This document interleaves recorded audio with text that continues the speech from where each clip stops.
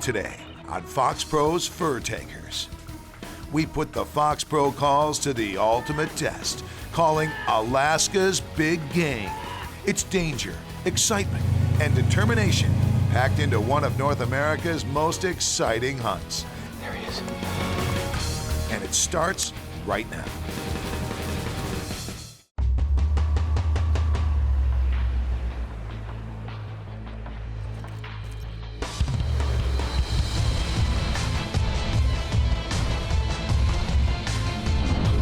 Hunting predators, it's challenging.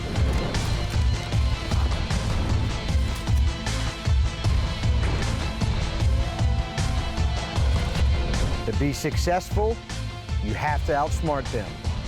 In the hunt, it's fast-paced and fast action.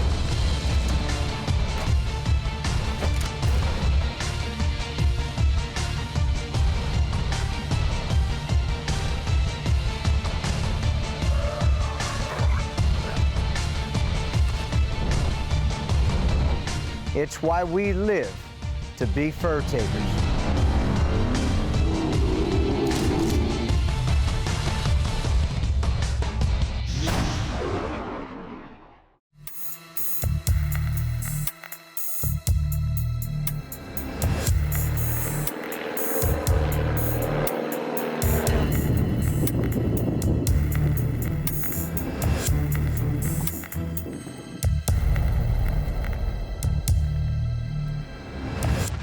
Hunting is more about the journey than the game.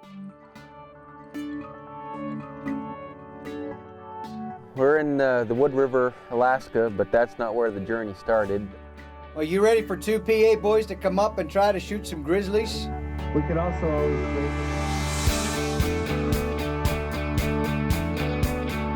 Started for us driving to Harrisburg and into Detroit, then to Seattle, then to Fairbanks. And then we drove down to Healy.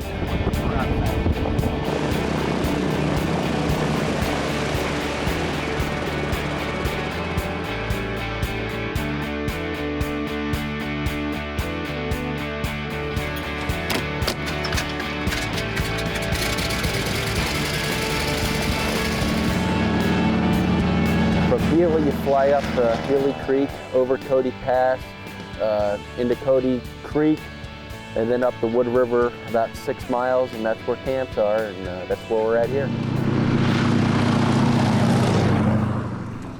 We're here. Base camp for the next 5 days. Mike and Steve Dillon are after Alaska's biggest game.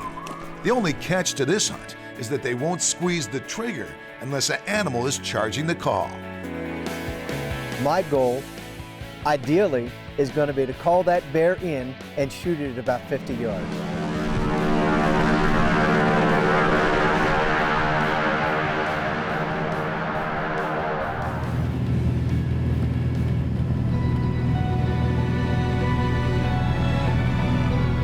We went up to the bush plane, actually try to locate some of these grizzly bears. There has been a lot of sightings in this valley from some of the different pilots. You know, sometimes it works out, sometimes it doesn't. We were able to see some wolves, some caribou, some moose. We didn't see the grizzly bear. For any hunting in Alaska, you're not allowed to fly and hunt the same day. You're eligible to go hunt at 3 a.m. the next morning.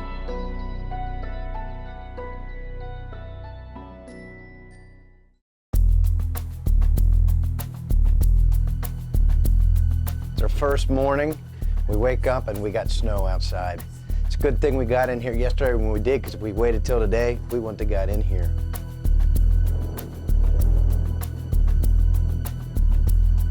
Yeah, it is starting to clear up a little bit.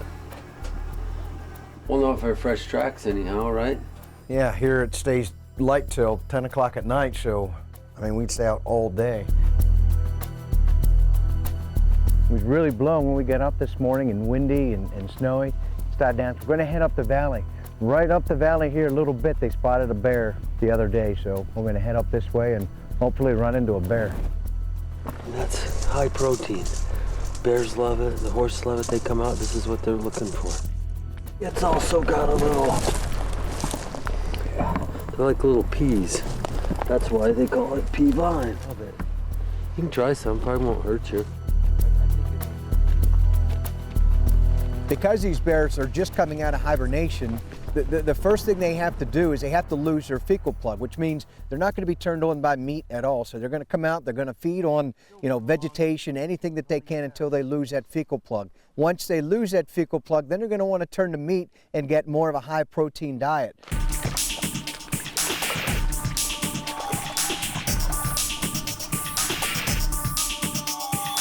The hope is that they've lost their fecal plug, you're going to turn that call on, and they're going to come running in. Reality is that it may not happen that way.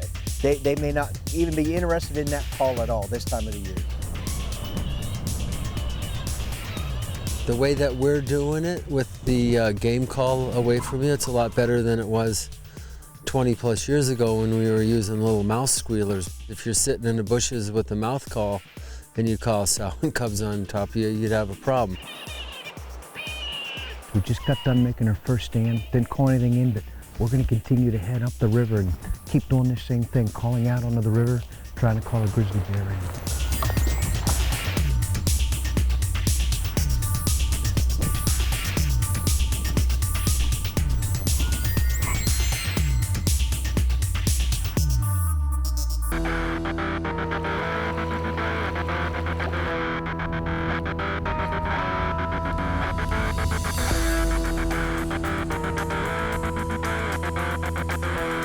Anytime that you hunt grizzly bears, there's an element of danger. If you're walking up the valley, they could be in the bush right beside you. And let's face it, we're trying to call these things into us.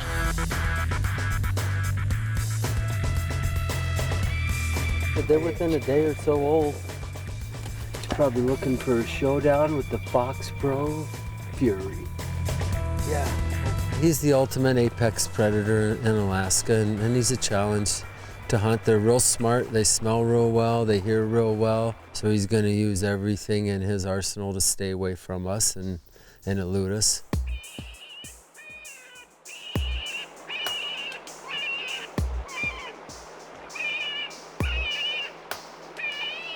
I just turned the call on, playing a rabbit distress, and I look directly across the river, and he comes right out into the willow bar.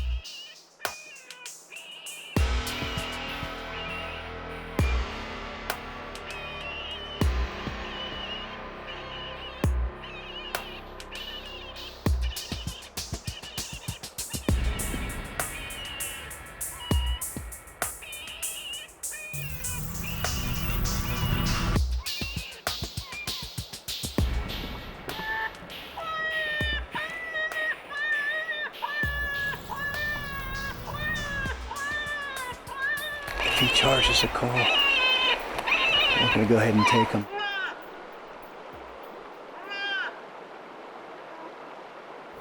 He's interested in feeding over there. He kind of looked over this way, kind of checked us out, but just went right back to feeding. I really expected this bear to come out and come to the call, but obviously he was content doing what he was doing, feeding in the willow bar. Eating the pea vine on the other side of the river. If I had a pea vine distress, we might be in better luck. So we decided we're going to try to make something happen. We go down the bank and grab the call, and we try to go upriver, up from it a little bit. The norm is to walk away from a grizzly bear. I mean, here we are, we're getting closer to this grizzly bear, try to get a better look. I don't think you could ask for a better color. Let's get this guy across the river and quit playing games. I want him to eat. Maybe he's going to charge the call. You know, maybe I'm going to decide to shoot him if he charges a call. There's a lot going through your mind, and you're just trying to take this all in. He hears it. It's just not coming. I've had some good success with it over the years, but I've also had bears act extremely disinterested in it. Some over the years. You never know what you're going to get. It's not every day you can look in the scope and have a grizzly bear and decide whether you want to shoot it or not. We're here to try to call a bear into the call. Had he charged, I probably would have had a different decision there, but because he didn't charge the call, it's the first day, it's a younger bear, I decided to let it go.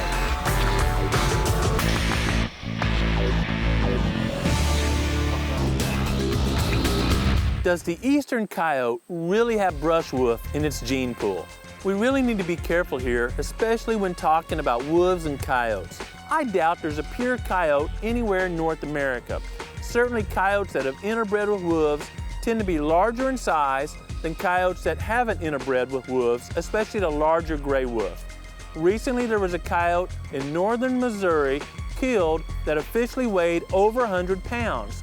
But when scientists took genetic samples of that and compared it to pure gray wolves out of northern Canada, it looked very close to a coyote. When that same specimen was compared to wolves out of the Great Lakes region, it then looked closer to a wolf because those wolves have clearly interbred with coyotes more. Once again, I doubt there's a pure coyote, genetically speaking, in America, but there are larger and smaller ones, and they're all great to hunt. I'm Grant Woods, and that's your Predator Profile.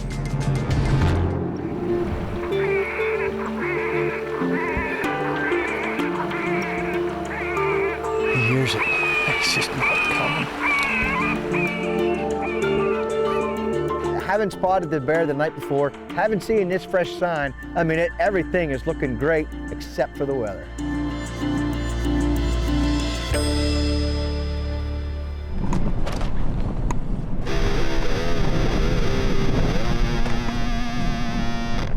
We tried whatever we could the next few days, you know, putting the wind in our favor.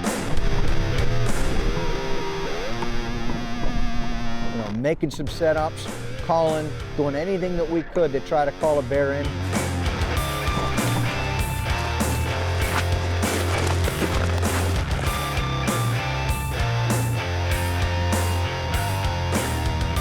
We did get a chance to see a big black bear. Actually got a little bit excited because I thought that was a grizzly bear at first.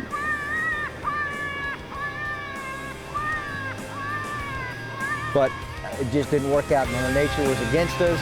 And that's just the way hunting goes. My goal was to come up here and call a bear. It didn't happen this time, but I will be back again.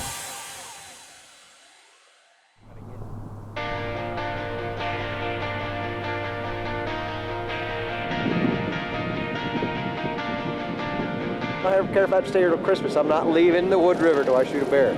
I'm taking it personal this time. It's September 11th. Gonna happen this time. They'll be here for 10 days, plus or minus, and winter's coming on.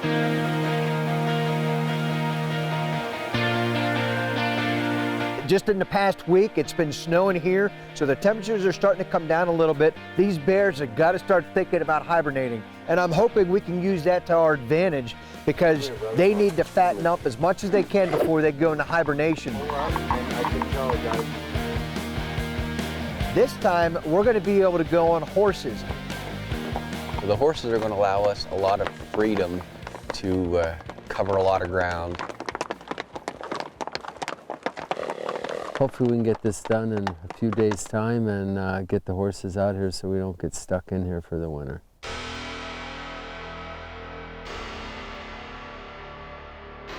This is a horse trail that Jono came in on. This is a horse trail, the same horse trail we were on.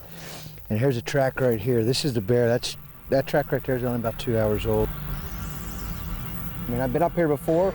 I've been on these fresh bear tracks, but the interior grizzlies, unlike the coastal grizzlies, they travel a lot. Day one's done. No bear, so we'll head back to camp and do it again tomorrow morning.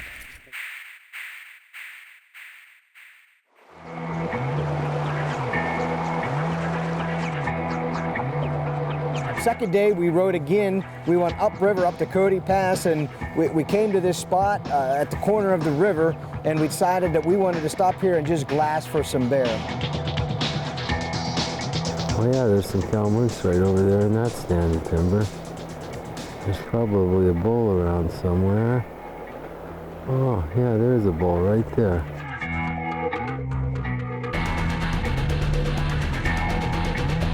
We're sitting here glassing for grizzly bear, and just so happened to see a nice moose across here. And Steve's got his moose tags. I had in my head that I did want to possibly call a moose. I didn't know if the opportunity would present itself or not. And then as we were looking at it, somebody points and says moose. Not even 100 yards, probably even 75 yards. There's a young bull.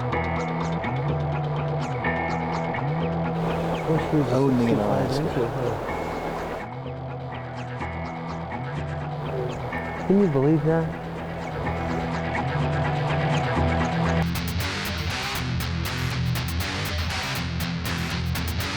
We make a quick decision that there's no bears that we're seeing today. We have this new moose call that Steve's been working on, so it'll be a perfect opportunity. It's a good setup to try to go up and make a stock on this moose. Here's the modified elk call that we have that converted into a moose call. So I shortened the tube so it wouldn't make the sound that you need for an elk. They don't need the long tube. You just basically need like a megaphone style design. And we thought, well, this is a good chance to see if we can't just go up there and try this out. And we finally get up into an area that, you know, we have a pretty good vantage point. You know, it's not a wide alley, you know, shooting lane, but you know, it's about as good as we can hope for.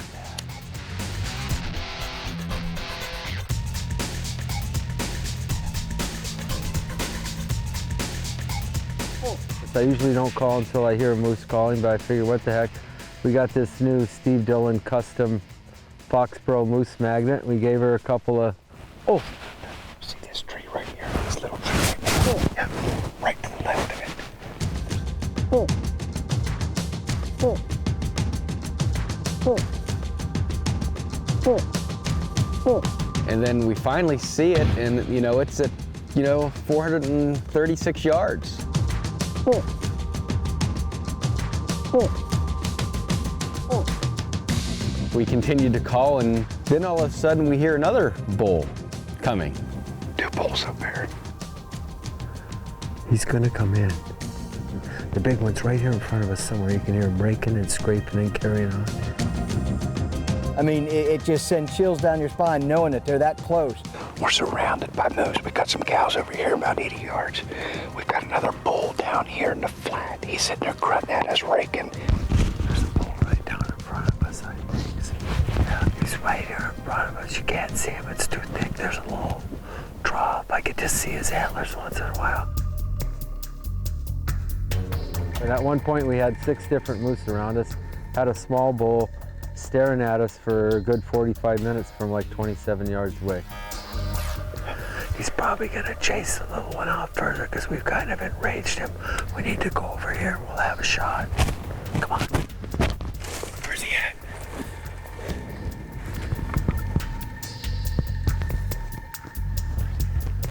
That's the little one.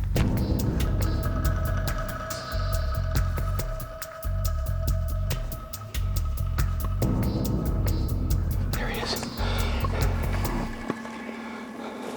When he steps out, I'll get him. Again. There you go. There you go. Nice work, Ben. Nice work. Go make sure he's down, Steven. He's all yours. All right. Way to go, fellas. Everybody. Team effort.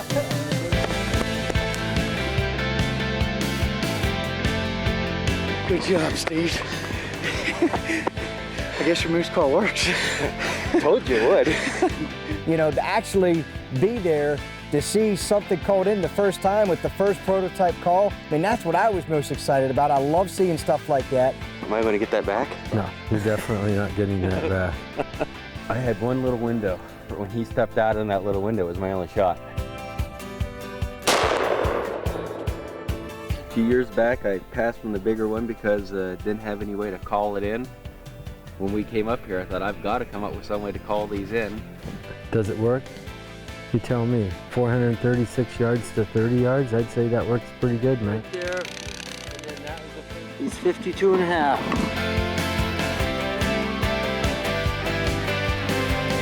Nice work, Dillon boys. Now we got to get that damn grizzly bear corralled.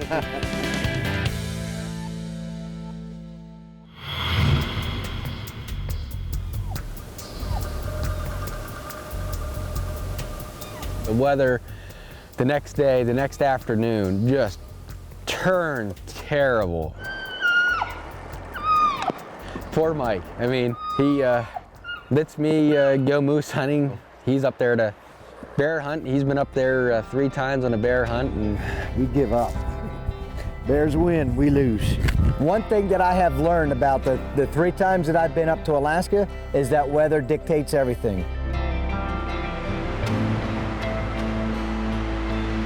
My ultimate goal on a grizzly bear, when I first started scheduling this hunt, was to have that grizzly bear charge that call and I shoot it at about 50 yards. He hears it. It's just not coming. It's not a matter of if I shoot the grizzly bear, it's a matter of when.